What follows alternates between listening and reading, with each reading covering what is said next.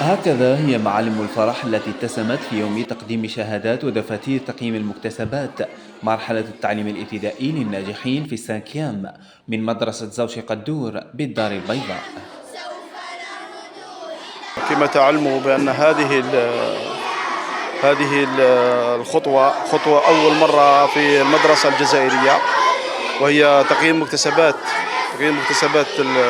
التعليم مرحلة التعليم الابتدائي، وهذا شيء جميل ودعم كبير بالنسبة لتلامذتنا.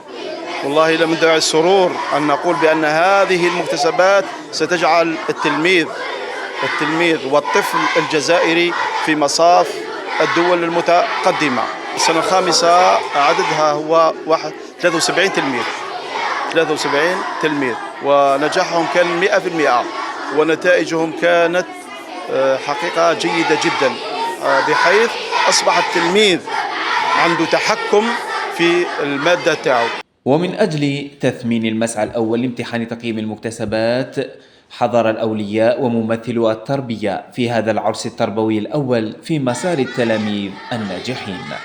نشارك أبناءنا فرحة تخرجهم في نهاية الطور الابتدائي.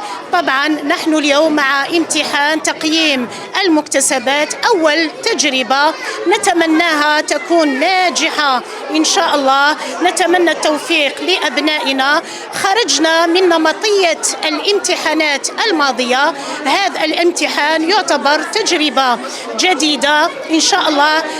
يكون المتعلم قد اكتسب موارد تمكنه من مواصلة مشواره الدراسي.